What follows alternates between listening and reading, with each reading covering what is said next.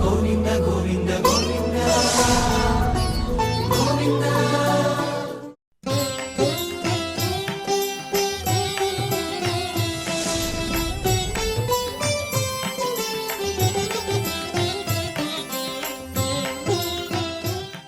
గురుర్బ్రహ్మా గురుర్విష్ణుః గురుర్దేవో మహేశ్వరః గురుః సాక్షాత్ పరం బ్రహ్మ తస్మై శ్రీ గురవే నమః. సుగ్రీవాదియుతం శ్రీశం భస్మాంగావృతమీశ్వరం మహేశ్వర సమం ధ్యాయేత్ కిష్కింధాకాండ ఉత్తమే. అథ శ్రీరామచంద్రపరబ్రహ్మణే నమః. అథ శ్రీమద్ రామాయణే ఆదికావ్యే కిష్కింధాకాండే అష్టమః సర్గః. రామచంద్ర ప్రభువు వాలిని సంహరిస్తాను అని సుగ్రీవునికి చెప్పాడు. వాలిని సంహరించి త్వరలో నీ భార్యను నీ దగ్గర చేర్చుతానయ్యా అని చెప్పాడు. ఏ విధంగా సంహరిస్తాడు అనేటటువంటి సందేహం కలుగుతుందేమోనని ఆయన అంటూ ఉన్నారు.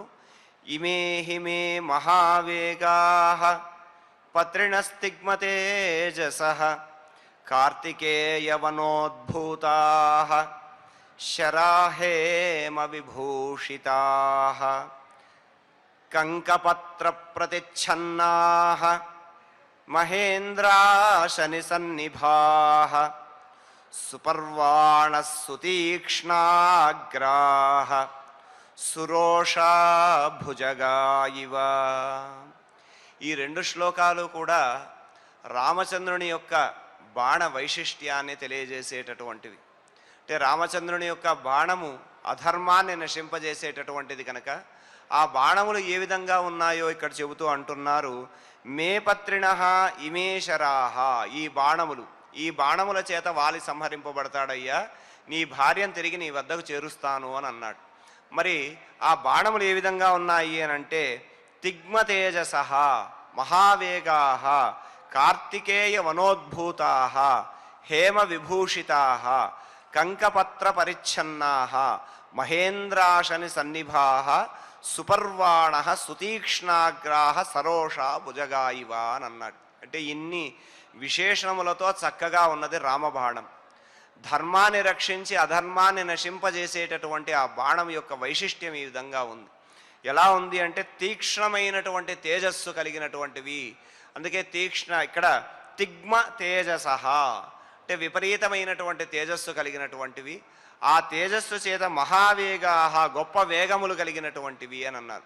మరి ఆ బాణములు ఏ విధంగా తయారు చేయబడ్డాయి అని అంటే కార్తికేయవనోద్భూతాః శరవణమనేటటువంటి కుమారస్వామి జన్మించిన వనమునందు ఉద్భవించినటువంటిదయ్యా. ఆ రెల్లు వనములో పుట్టినటువంటిది ఆ ధనుస్సు. అలాగే హేమ విభూషితాః బంగారం చేత చక్కగా అలంకరింపబడినది, దృఢమైనటువంటిది. కంకపత్ర పరిచ్ఛన్నాః గద్దల రెక్కల చేత కట్టబడినటువంటిది. అంటే రుజువైనటువంటి తీక్ష్ణమైనటువంటి వేగంతో నేరుగా లక్ష్యం వైపు పయనించేటటువంటి గొప్ప బాణములవి. మహేంద్రాశని సన్నిభాః మహేంద్రుడి వజ్రాయుధంతో సమానమైనటువంటివి. సుపర్వాణః ఇవి వంకర లేకుండా మంచి కణుపులు కలిగినటువంటివి. ఇలా తీక్ష్ణమైనటువంటి అగ్రములు కలిగి శత్రువును సంహరించడంలో సరోషా ఇవ భుజగాః కోపించినటువంటి సర్పములు ఏ విధంగా అయితే బుసలు కొడుతూ ఉంటాయో ఆ విధంగా శత్రు సంహారం చేయడానికి నిత్యము కూడా సిద్ధంగా ఉన్నటువంటి ఆ బాణముల చేత వాలి సంహారం చేసి త్వరలోనే నీ భార్యను నీ దగ్గరకు చేరుస్తానయ్యా అని చెప్పి సుగ్రీవునితో అంటూ ఉన్నాడు రామచంద్ర ప్రభు. అలా విశేషమైనటువంటి ఈ బాణములు చూసి ధైర్యాన్ని తెచ్చుకో, దైన్యాన్ని విడిచిపెట్టు, నీవు దుఃఖం చెందకు, ఆ దుఃఖాన్ని విడిచిపెట్టవయ్యా, నీ కార్యం తప్పకుండా నెరవేరుతుంది అని చెప్పి సుగ్రీవునితో అంటూ ఉన్నాడనమాట. అలా విచారించవలసినటువంటి పని లేదని చెప్పి వాలి సంగమమిత్రం తే భ్రాతరం కృతకల్విషం శరైర్వినిహతం పశ్య వికీర్ణమివ పర్వతం. నీ సోదరుడైనటువంటి ఆ వాలి చంపబడుతూ ఉండగా, అంటే ఆయన చనిపోయి ఒక పర్వతము భూమి మీద పడిపోతే ఎలా ఉంటుందో అలా భూమి మీద పడిపోవడాన్ని నువ్వు చూస్తావన్నాడు. అంతకంటే ధైర్యమైన వచనం సుగ్రీవుడికి ఇంకోటి ఉండదు. ఎందుకంటే తన శత్రువు తన సోదరుడైనటువంటి ఆ వాలి ఈ విధంగా సంహరింపబడతాడు అని రామచంద్ర ప్రభువే చెబుతూ ఉన్నాడు కనుక కృతకిల్బిషం అన్నారు ఆయన ఒక మాట. పాపము చేసినటువంటి వాడు అంటే అధర్మాన్ని ఆచరించినటువంటి వాడు. ధర్మాన్ని రక్షించడము అధర్మాన్ని శిక్షించడమే పరమాత్మ యొక్క అవతార ప్రయోజనం. కనుక రామచంద్ర ప్రభువు ధర్మవత్సలుడు ధర్మజ్ఞుడు అని చెప్పబడినటువంటి వాడు కనుక, ధర్మాన్ని ఆశ్రయించి ఉన్నటువంటి వాడు కనుక అధర్మాన్ని ఆశ్రయించినటువంటి వాడిని నశింపజేస్తాడు కనుక అన్నాడు ఆయన కృతకిల్బిషం, చేసినటువంటి పాపం కలిగినటువంటి వాడు. అలాంటి వాలి సంజ్ఞం, వాలి అని పేరు కలిగిన అమిత్రం, నీకు అమిత్రుడు అంటే శత్రువు అయిన వాడు కనుక నీకు ఎవడు శత్రువో, ఎవడు అధర్మాన్ని ఆచరించాడో, అధర్మాన్ని ఆచరించి వాలి అని పేరు కలిగి ఎవడు సంచరిస్తున్నాడో అలాంటి వాలిని నేను సంహరిస్తానయ్యా.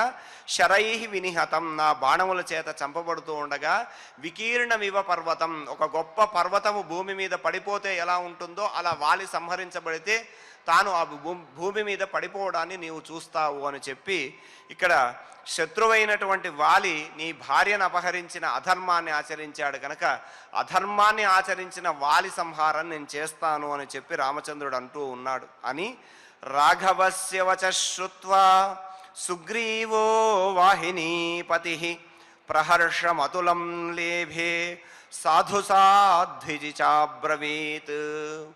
ఎప్పుడైతే రామచంద్ర ప్రభు వాలిని సంహరిస్తాను అనేటటువంటి మాట అన్నాడో, తన బాణముల యొక్క వైశిష్ట్యాన్ని అంటే ఏ బాణముల చేత వాలి సంహరింపబడతాడో అలా సంహరింపబడిన వాలి పర్వతం వలె నేల కూలుతాడన్న దృశ్యాన్ని నీవు చూస్తాడని అన్నాడో, వెంటనే సుగ్రీవుడు వాహినీపతి, వానరసేనకంతటికీ కూడా అధిపతి అయినటువంటి ఆ సుగ్రీవుడు రాఘవస్య వచశ్రుత్వ, రామచంద్ర ప్రభు యొక్క మాటలు విని అతులం ప్రహర్షం లేబే, సామాన్యమైనటువంటి ఆనందం కాదు అధికమైనటువంటి సంతోషాన్ని పొందాడట. అందుకనే అతులం అని అన్నారు.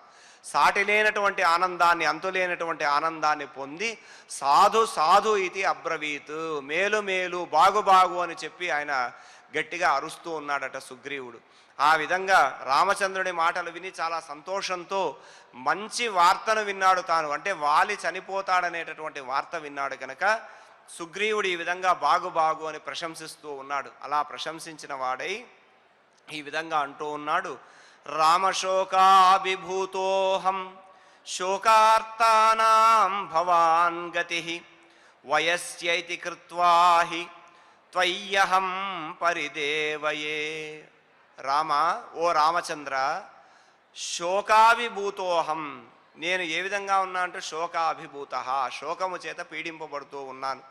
అంతేకాదు శోకార్తానాం భవాన్ గతి, అంటే సుగ్రీవుడు రామచంద్ర ప్రభు తప్ప వేరొక దిక్కు లేదు తనను రక్షించేవాడు అని గ్రహించిన వాడై, హనుమ చెప్పినటువంటి లక్షణములన్నీ కూడా స్మరణకు వచ్చిన వాడై ఆయన ఈ విధమైనటువంటి మాటలు అంటూ ఉన్నాడు, రామచంద్ర నీవు తప్ప నాకు వేరొక దిక్కు లేదయ్యా. శోకము చేత పీడింపబడుతున్న వారందరికీ కూడా నీవే దిక్కు. ఎవడెవడైతే దుఃఖంలో ఉన్నాడో ఆ దుఃఖాన్ని తొలగించడానికి నీవు నిరంతరము కూడా సమస్త లోకాలను కూడా రక్షించేటటువంటి వాడవు, అభయాన్ని అనుగ్రహించేటటువంటి వాడవు కనుక నా శోకాన్ని కూడా తొలగించేటటువంటి వాడవు. శోకార్తానాం భవాన్ గతి, దుఃఖములో ఉన్నటువంటి వారి యొక్క ఆర్తిని తొలగింపజేసేటటువంటి వాడవు నీవే కనుక వయస్య ఇది కృత్వా అహం త్వయి పరిదేవయే, నేను నీకు స్నేహితుణ్ణి, నీకు స్నేహితుణ్ణి కనుక స్నేహం చేత, స్నేహ వాత్సల్యం చేత నీవు స్నేహితుడివి అని చెప్పి నీ దగ్గర నా దుఃఖాన్ని చెప్పుకుంటూ ఉన్నాను కనుక నా ఆర్తిని తొలగించవయ్యా. శోకంతో బాధపడుతున్నటువంటి నాకు నీవే దిక్కు కనుక నా ఆర్తి అంతటినీ కూడా తొలగించగలిగే సామర్థ్యం కలిగిన వాడు నీవే అని అగ్నిసాక్షిగా స్నేహితుడైనటువంటి వాడివి కనుక నీకు నా కష్టాలు చెప్పుకుంటున్నాను అని అంటూ ఉన్నాడు.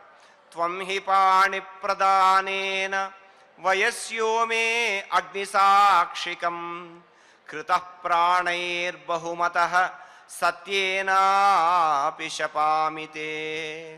త్వం పాణిప్రదానేన, నీవు అభయహస్తాన్ని ఇచ్చావు. రామసుగ్రీవులిద్దరికీ కూడా ఏ విధంగా స్నేహం కలిగింది అని అంటే, సుగ్రీవుడు తన చేయిని చాచాడు, రామచంద్రుడు ఆ చేతిని తన చేతిలోకి తీసుకుని అగ్నిసాక్షిగా ప్రదక్షిణం చేసి వారిద్దరూ కూడా స్నేహితులయ్యారు. ఈ రామచంద్ర ప్రభు తన చేతిని ఇవ్వడము అని అంటే ఆయన అభయాన్ని అనుగ్రహించడమే. అలా అభయహస్తాన్ని ఇచ్చి త్వం పాణి ప్రదానేన, నీ చేతిని ఇవ్వడం ద్వారా, అభయహస్తాన్ని ఇవ్వడం ద్వారా అగ్నిసాక్షికం కతః, అగ్నిసాక్షిగా స్నేహాన్ని చేసుకున్నాం మనం. అలా అగ్నిసాక్షిగా స్నేహాన్ని చేసుకున్నటువంటి ప్రాణై బహుమతః మే వయస్యహాహి, అంతేకాదు నా ప్రాణములతో సమానమైనటువంటి స్నేహితుడిగా నిన్ను నేను భావిస్తూ ఉన్నాను. కనుక అహం సత్యేన శపామి, నేను సత్యం మీద ఒట్టుపెట్టి చెబుతున్నానయ్యా, నీవు నా దుఃఖాన్ని తొలగించాలి. నీవు నా ప్రాణములతో సమానమైనటువంటి వాడవు, నా స్నేహితుడవు కనుక అగ్నిసాక్షిగా నీ అభయహస్తాన్ని నాకు అందించి స్నేహితుడయ్యావు కనుక నా దుఃఖాన్ని తొలగించాలి, నాకున్నటువంటి భయాన్ని తొలగించాలి. నీలాంటి మిత్రుడు నాకు లభించడం మహద్భాగ్యం. అలాంటి భాగ్యాన్ని పొందినటువంటి నేను నీ దుఃఖం నుంచి తొలగించేటటువంటి విధంగా నీవు నాకు సహాయపడాలి అని చెప్పి ఇక్కడ దుఃఖాన్ని తొలగించి తనను రక్షించమని ప్రార్థిస్తూ ఉన్నాడు సుగ్రీవుడు. అలా ప్రార్థిస్తూ వయస్యైతి కృత్వా చ విశ్రబ్దం ప్రవదామ్యహం దుఃఖం అంతర్గతం యన్మే మనోహరతి నిత్యశః. ఈ మాటలు తాను విపరీతమైనటువంటి దుఃఖాన్ని పొందినటువంటి వాడు కనుక, అంత బాధలో ఉన్నాడు కనుక సుగ్రీవుడు అంటూ ఉన్నాడు, నా మనసును దహిస్తూ ఉన్నటువంటి ఈ దుఃఖాన్ని నీ ఒక్కడితోనే చెప్పుకోగలనయ్యా, ఎందుకంటే నీవు నాకు స్నేహితుడివి. నీవే అన్నావు ఉపకారం మిత్రలక్షణం అన్నావు. మిత్రుడు అంటే ఎవడయ్యా అంటే ఉపకారం చేసేవాడు, అపకారం చేసేవాడు శత్రువు అన్నావు. మరి మిత్రుడు సన్మిత్రుడైనటువంటి వాడు ఉపకారం చెయ్యాలి గనక వయస్యః ఇది కృత్వాచ, నీవు నా స్నేహితుడవు అని నేను భావించాను కనుక అహం విశ్రబ్దః ప్రవదామి, నేను నీ పట్ల విశ్వాసం కలిగి నమ్మకంతో నాకున్నటువంటి దుఃఖాన్ని నీకు చెబుతున్నాను. నీవు మే అంతర్గతం దుఃఖం నిత్యశః మనః హరతి, నా లోపల ఉండి నన్ను నిరంతరము కూడా దహిస్తూ ఉన్నటువంటి దుఃఖం, బాధ ఏమిటి అనంటే రాజ్యాన్ని కోల్పోయాను, భార్యను కోల్పోయాను, అడవుల్లో సంచరిస్తూ ఉన్నాను, వాలి వలన భయాన్ని పొంది ఉన్నాను. ఇంత దుఃఖాన్ని అనుభవిస్తూ ఒక చోట స్థిరంగా ఉండలేక భూమండలం అంతా కూడా తిరిగానయ్యా. అలా భూమండలం అంతా తిరిగి వాలి చేత ప్రాణభయం ఉందని చివరకు ఇక్కడ రక్షింపబడతానని ఈ ఋష్యముఖ పర్వతంలో వనాల్లో సంచరిస్తూ ఉన్నాను. ఇంత దుఃఖాన్ని పొంది ఉన్నాను. మరి ఈ దుఃఖమంతా కూడా నా మనస్సును దహింపవేస్తుంది. అలాంటి దుఃఖము ఎలాంటి అరమరికలు లేకుండా నీవు నా స్నేహితుడవు, నన్ను రక్షిస్తావు అని చెప్పి నీకొక్కడికే చెప్పుకుంటున్నాను అని ఆయన ఈ విధంగా చెప్పాడు. అలా చెబుతూ ఉన్నప్పుడు సుగ్రీవుడి యొక్క స్థితి అంటే తన బాధను రామచంద్ర ప్రభువుకు వ్యక్తపరుస్తూ ఉన్నప్పుడు సుగ్రీవుని స్థితి ఏ విధంగా ఉందయ్యా అంటూ మహర్షి అంటున్నాడు, ఏతావదుక్త్వా వచనం బాష్పదూషితలోచనః బాష్పోపహతయా వాచ నోచ్చైశక్నోతి భాషితుం. అధికమైనటువంటి బాధను వ్యక్తపరుస్తున్నప్పుడు ఒకరి స్థితి ఎలా ఉంటుందో సుగ్రీవుని స్థితి ఇక్కడ అదే విధంగా ఉందట. ఎలా ఉంది? ఏతావత్ వచనముక్త్వా అంటే ఇప్పటి వరకు చెప్పినటువంటి ఎన్ని మాటలైతే ఉన్నాయో అంత మాత్రమే పలికి, అంటే తాను తన బాధను వ్యక్తపరుస్తున్నాడు, వాలి వలన కలిగినటువంటి దుఃఖాన్ని చెబుకుంటూ ఉన్నాడు. అలా చెబుతున్నప్పుడు బాష్పదూషిత లోచనః, ఆ దుఃఖము ఒక్కసారిగా పొంగి కన్నీరుగా వచ్చిందట సుగ్రీవుడికి. అలా కన్నీరు రాగానే బాష్పదూషితయా వాచ, కళ్ళేమో నీళ్లతో, కన్నీరు నిండిపోయినటువంటి ఆ నీళ్లతో తాను మాట్లాడుతున్నప్పుడు వచ్చినటువంటి దుఃఖము, ఆ దుఃఖం చేత కలిగినటువంటి ఆ కన్నీరు చేత ఆ కంఠము కూడా కన్నీటి వలన గద్గద కంఠమైందంటే మాటలు పెగలడం లేదు. ఏం మాట్లాడాలో ఇక మాట్లాడడానికి ఏమీ లేనటువంటి వాడై ఉచ్చైః భాషితుం న శక్నోతి, గట్టిగా మాట్లాడడానికి కూడా సామర్థ్యం లేనటువంటి వాడై తాను ఏమీ మాట్లాడకుండా ఒక క్షణకాలం పాటు ఆయన మౌనంగా ఉండిపోయాడు. అంటే అంత బాధ తన్నుకొస్తూ ఉంది. ఆ బాధ చేత కలిగినటువంటి కన్నీరు ఆ కంటి నుండి కారుతూ ఉండగా విపరీతమైనటువంటి దుఃఖంతో కన్నీటి పర్యంతమై తాను ఏమీ చెప్పుకోలేక ఒక క్షణకాలం పాటు మౌనంగా ఉండిపోయాడు సుగ్రీవుడు. అలా ఉండిపోయి బాష్పవేగం తు సహసా నదీవేగమివాగతం ధారయామాస ధైర్యేణ సుగ్రీవో రామసన్నిధౌ. ఆయనకు వచ్చినటువంటి కన్నీరు ఏ విధంగా ఉంది అంటే నదీ వేగం ఇవ సహసా ఆగతం బాష్పవేగం. ఆయన మాట్లాడుతూ ఉన్నాడు, తన బాధను చెప్పుకుంటూ ఉన్నాడు.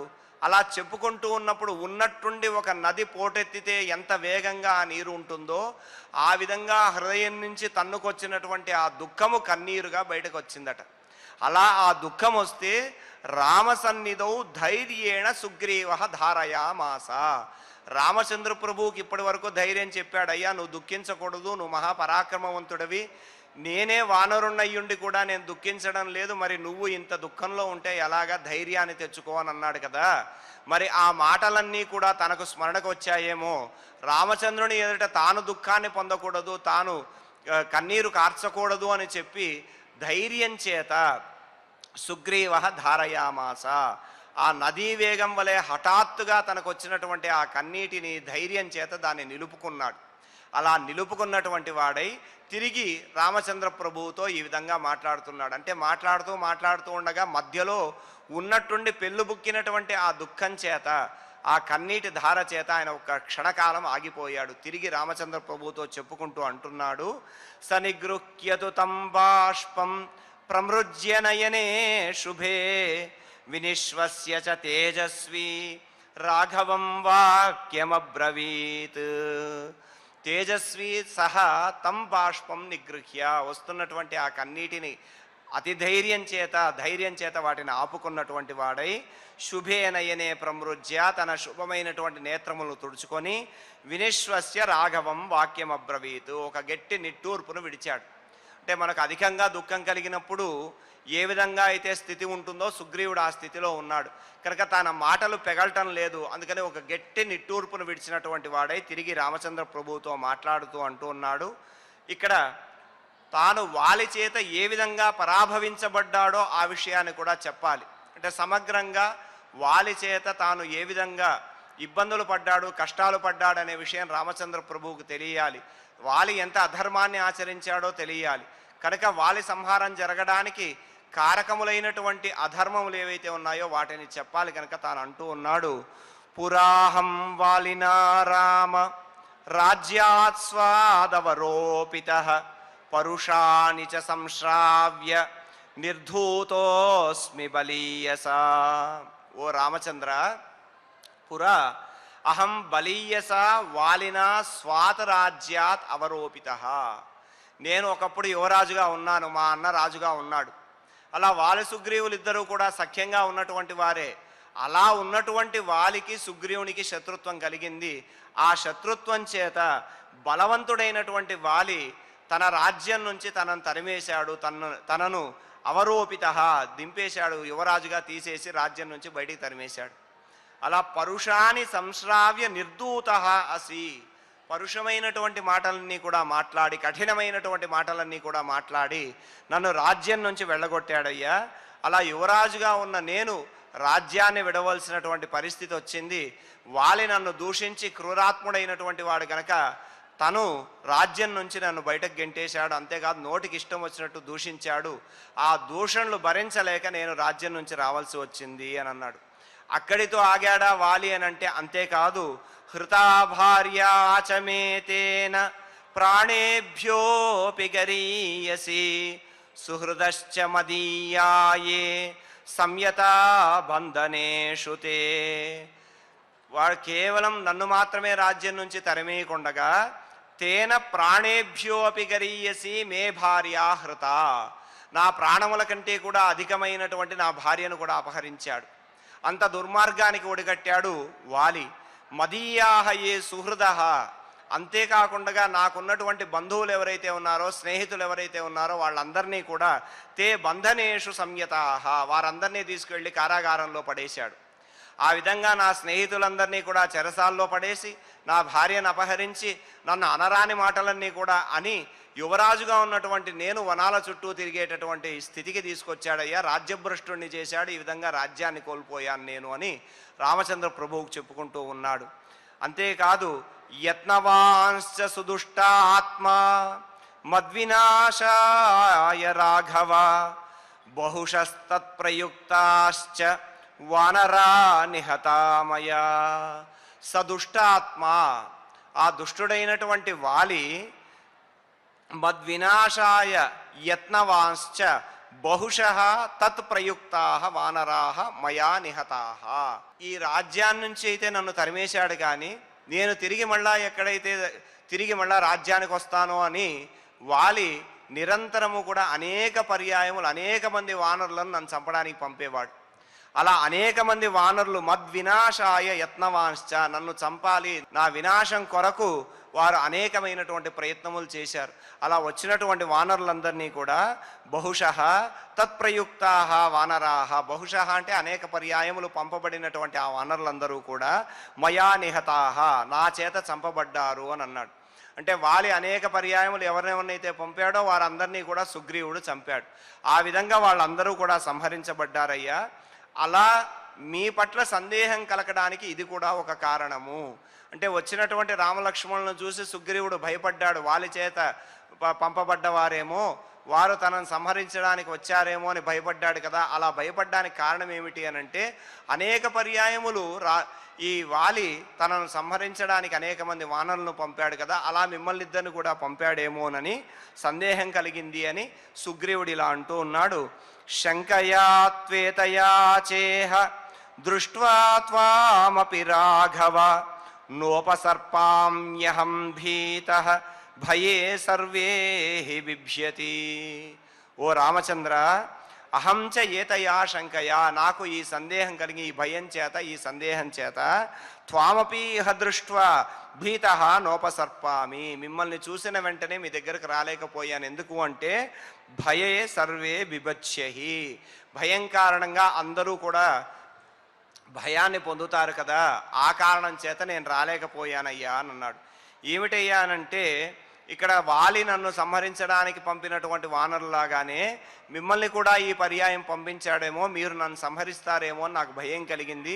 అందుకే మిమ్మల్ని చూడగానే నేను భయపడ్డాను.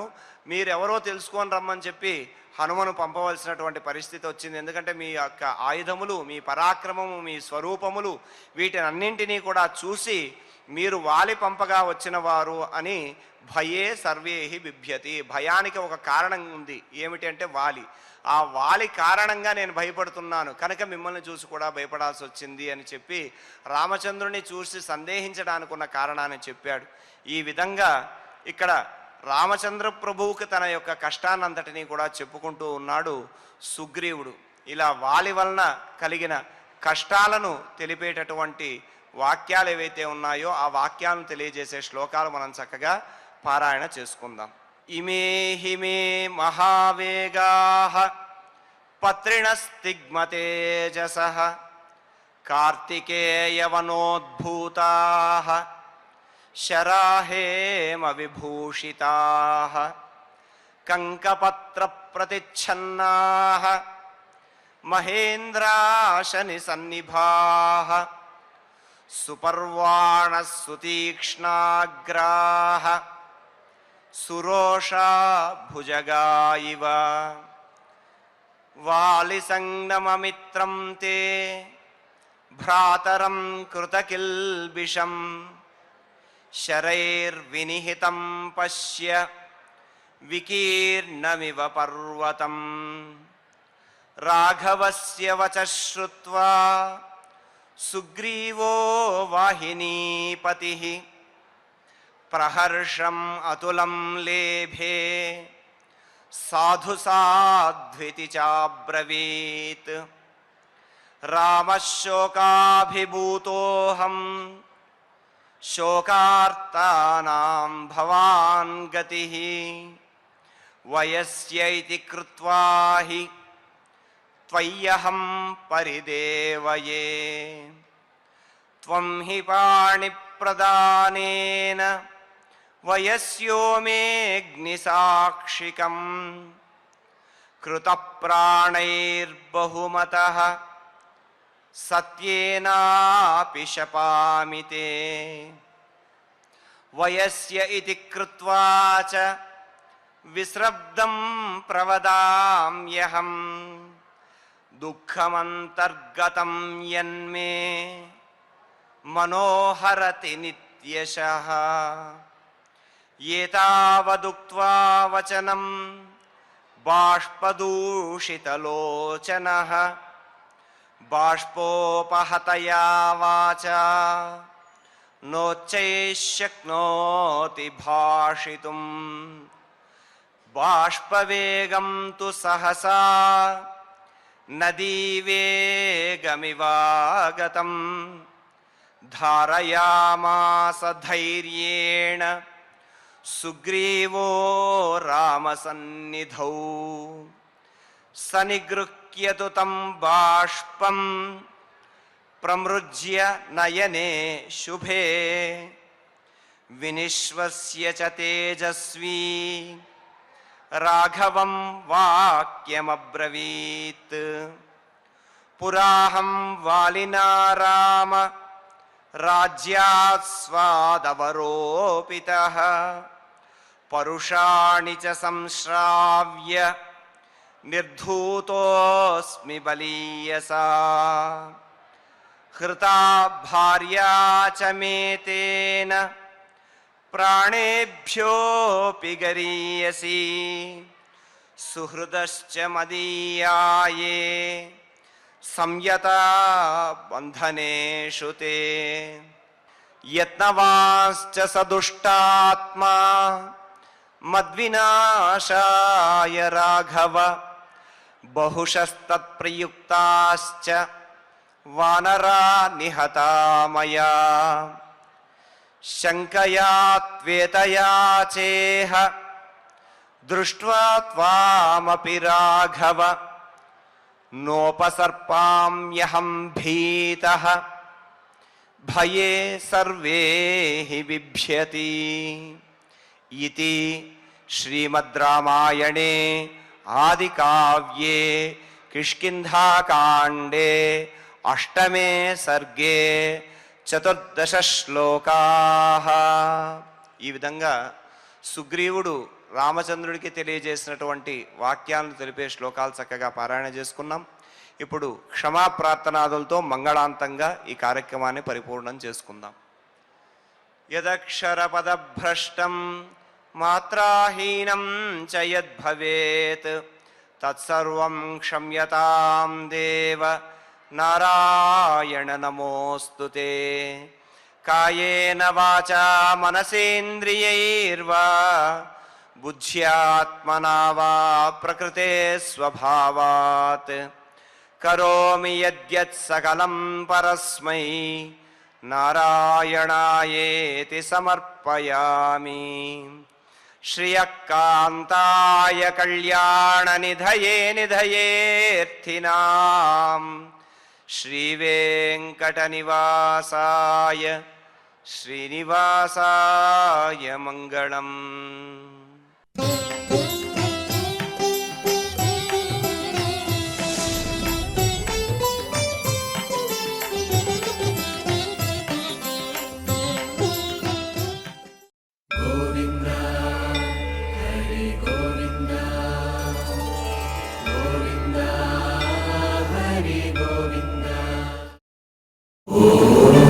నమో నారాయణాయ.